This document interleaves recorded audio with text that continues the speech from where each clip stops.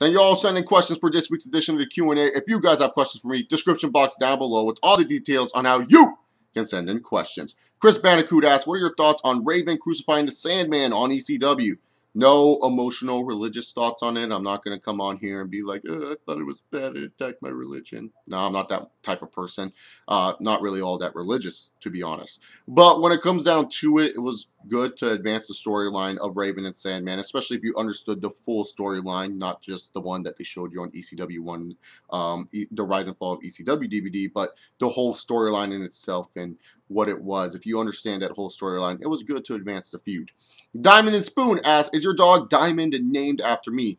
Sadly, not my friend. She's actually named because when we rescued her from the animal shelter, I said, man, she's so cute. She's like a diamond in the rough. And that's when my mom said Diamond. That's going to be her name. It's going to be Diamond. The Chase Allen asks, do you think Miss Elizabeth should go into the Hall of Fame this year along with Macho Man? Yes, they're like two peas in the pod. When you think of Macho Man, you think of Miss Elizabeth. When you think of Miss Elizabeth, you think of Macho Man. So why isn't Miss Elizabeth going to the Hall of Fame? Why is it that we can only freaking induct one woman into the Hall of Fame per year? What's wrong with inducting two? Wouldn't that make women more happy? Wouldn't that be hashtag giving divas or women a chance? Yeah, I don't know why she's not going to Hall of Fame. It's stupid. She's like the original diva. Like okay, Alundra Blayze, wrestling-wise, okay, yeah, she did great. But when it comes down to it, one of the most impactful women in professional wrestling is fucking Miss Elizabeth. So why isn't she in the Hall of Fame? In fact, not getting inducted the same year Macho Man is. She's stupid. Johnny Russo asks, if Triple H has all the control, why doesn't he just fire Sting? Wouldn't that solve the problem? No, Johnny Russo will create a bigger problem. And wouldn't have Triple H have a WrestleMania match. Well, you expect Triple H to be an authoritative figure like he should be and stay on the sideline? Oh, no, no, no. The game needs his WrestleMania payout too, brother. He ain't going to just sit on the sideline and miss a big WrestleMania payout. Hell no. Apologize to Triple H, Johnny Russo. You just assaulted him. But in all honesty, Johnny Russo, when it comes down to it, because that would just make too much sense, would make the story more interesting to have it where, you know, Sting is still invading the WWE, even though he's not under contract with them. It would just be too interesting to watch on television. And the WWE likes to play it safe. And also, we have to make Triple H look like the biggest man of them all. No, he has to call out Sting. He's the one that wants this match, not Sting. It's me. I want to show that I'm better than Sting. We have to make Triple H look like the manliest man of all time. So that's why we can't have Triple H just fire Sting, because Triple H wouldn't look like a man if he fired Sting, because Triple H is the biggest man of them all. Diamento asks, what movie do you think is the most overrated? Avatar with the blue people, the blue aliens. Come on, people. It's just Pocahontas with aliens that like to fuck with their hair. Disgusting. Bab Seed asks, what would you think if Ric Flair ended the streak at WrestleMania 30? It would be dumb and stupid, just like Brock Lesnar ending the streak. Hell, anyone ending the streak would be dumb and stupid. The streak was one of those things that should have been kept intact. Yeah, this whole record's meant to be broken thing. Phooey. Who cares? The streak was something special. It made WrestleMania awesome to watch every year, just to see who can go up with The Undertaker and try to break that awesome streak, and they end up failing. I mean, you should have just have Undertaker retired with the streak intact. But nowadays, like, look at it. We have Undertaker returning to face Bray Wyatt at WrestleMania this year. He has no damn streak. No one really gives a shit. The only people who give a shit are these people that still believe that the WWE is going to push Bray Wyatt as a main eventer. And that's just the truth. I don't care about Undertaker Bray Wyatt. If you watch my reviews, I even say it. I'm taking a poop during Undertaker and Bray Wyatt. I'm taking a nice poop break. I'm not watching that match. It's going to be bad and terrible. Why waste my time watching that? So yeah, no, it'd be stupid if Ric Flair ended the streak. Anyone ending the streak would have been stupid. You guys cannot convince me, oh, what if this guy ended the streak? He's a younger talent. No. What would a younger talent benefit out of breaking the streak? So yeah, sorry, man. Ric Flair ending the streak would have been dumb. Queen Chrysalis asked, in my last Q&A question for a really long time, what is your biggest fear? Loose girl hair. So like when a girl sheds her hair, if I see girl hair on me, I freak out. I don't know why. I just think that it's going to come to life and like choke me or something. So when girls shed their hair and I find their loose hair on me, that is my biggest fear. Derek asked, who do you think from ROH should sign with NXT/WWE? Because I heard they're waiting for some contracts to be up in ROH. No one. Why would you do that?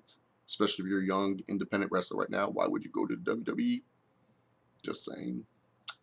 Right now is not really the best time to be saying, oh, I'm going to the WWE. But, who? Adam Cole, I guess. The Briscoes, I guess. Moose, because he's big. And the WWE will probably push him because he's big. And Kyle O'Reilly, because he's a technical in-ring wrestler. The reason why I'm not really excited if ROH guys sign with NXT, dude, is because, yeah, they'll do good stuff on NXT. Yeah, I'll be hopeful that maybe they'll do something in the WWE. But then we all know the WWE is just going to pull down their pants, shit on them once they get onto the main roster. So what's the point of getting excited about these dudes making it to the company? What's the point of me being like, oh, man, I'm so excited Adam Cole? Because Adam Cole's one of my favorite indie guys right now. And I hope he does well if he makes it to the WWE. I really do. But, you know, just with the current track record of dudes who come onto the main roster, why would I be excited for them signing with the WWE and being on NXT for like a year and then just do nothing on the main roster? Just being real here. RFB089. Dear Chase, I need some life advice. I'm trying to conceive a boy with my wife. While I've been trying to do this, I've received an invitation to join the Breakfast Club. I'm having my doubts on whether or not to join the Breakfast Club since the Breakfast Club members only seem to produce daughters. Should I accept or decline the invitation?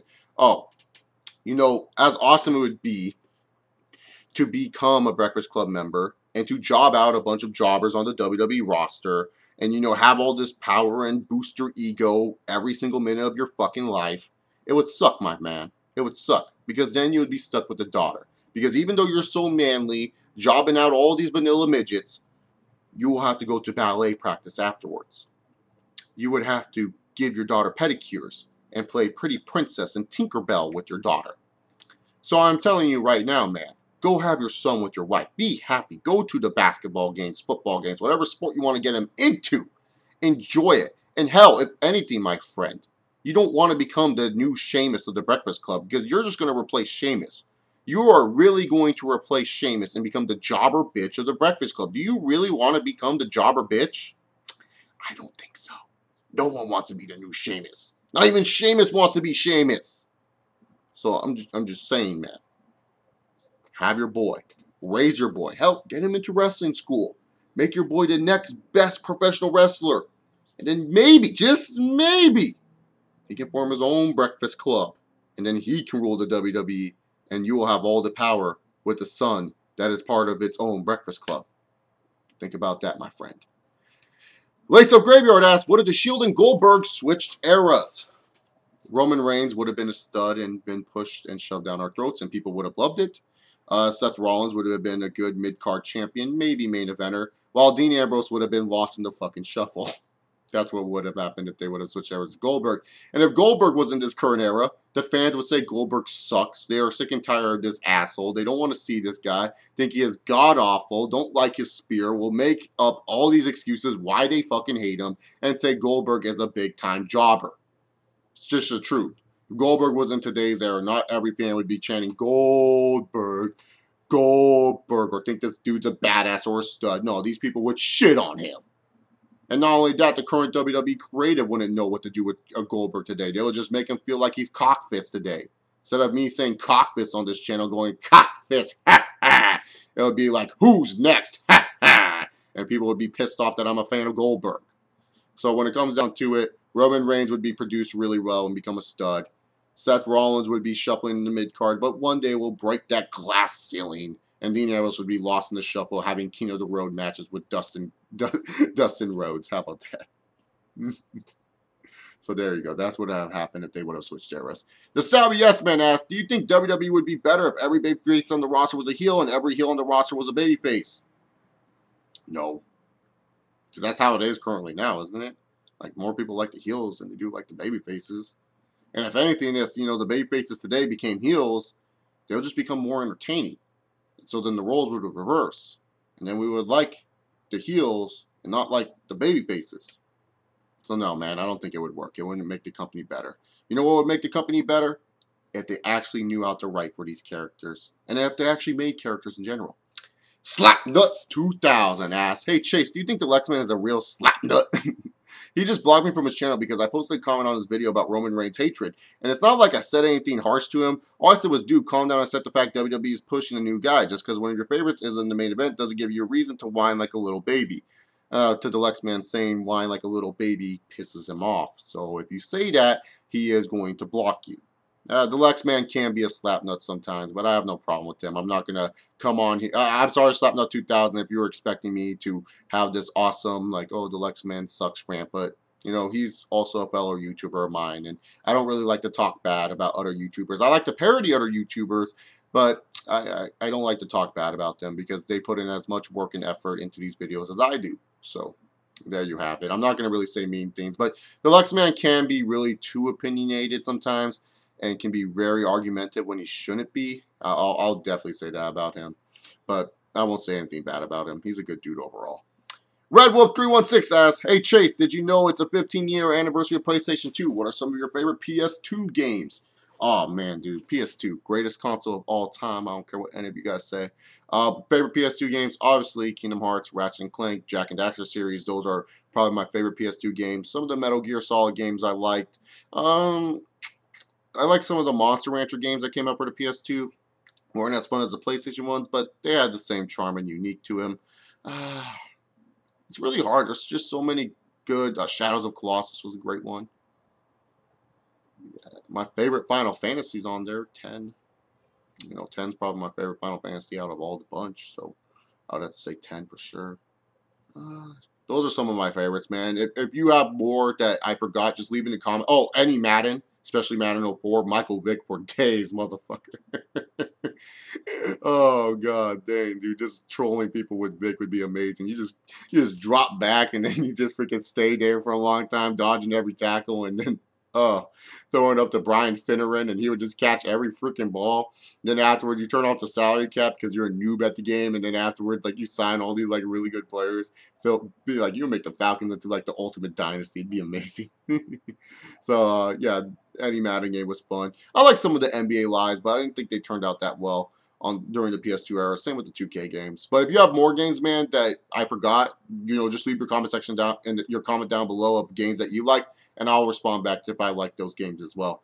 Greg Toomer asked, "What if Triple H's new weapon was an almighty shovel and it was powering up to KO anybody?" Greg, Triple H has that. It's the sledgehammer.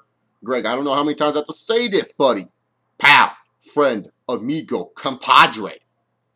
That Triple H's sledgehammer is also his fucking shovel. It's two in the same. You know, you just take off the top of the sledgehammer and you put the shovel part on.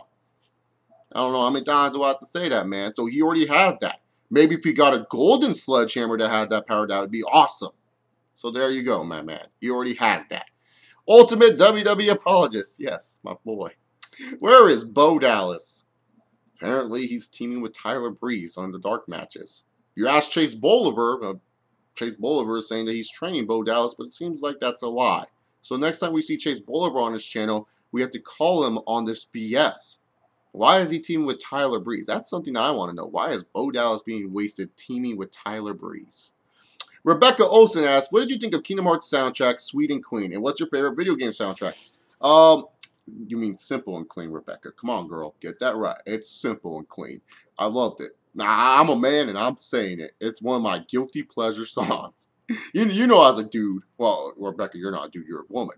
But you dudes out there, you know, you have those guilty pleasure songs. You don't want your friends catching you listening to your Leona Lewis or whatever song you like listening to that's guilty pleasure. You listen to it, and when you're listening to that song, you're not just sitting normally jamming out to it. You're like hunched over jamming out to it. You're scoping out to make sure no one's hearing stuff from your earbuds. Hell, you even pause it sometimes, play it through your earbuds to see if it's too loud, just so that way no one can catch it.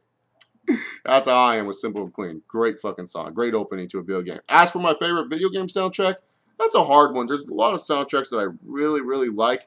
Shadow of Colossus is definitely up there. Yeah, it's a nice little soundtrack. Legend of Zelda, Ocarina of Time, definitely up there. But I have to give it to Ratchet and Clank, the first one. I don't know why, but every level feels like it has the right soundtrack. Every boss theme is not too over dramatic to the point where I'm just like, God dang, you're making this way too stressful for me. It's just a fun, simple paced soundtrack that I like. So that's my favorite soundtrack of all time. I mean, it's not the best video game soundtrack ever. I will definitely agree with that. But just for my personal experience when playing video games, I like soundtracks that are just more upbringing and uplifting. You know, like the Pokemon games. You know, Pokemon has a great soundtrack, but I just like soundtracks that are more uplifting and upbringing, none that are just way too serious. And Ratchet & Clank meets that happy medium.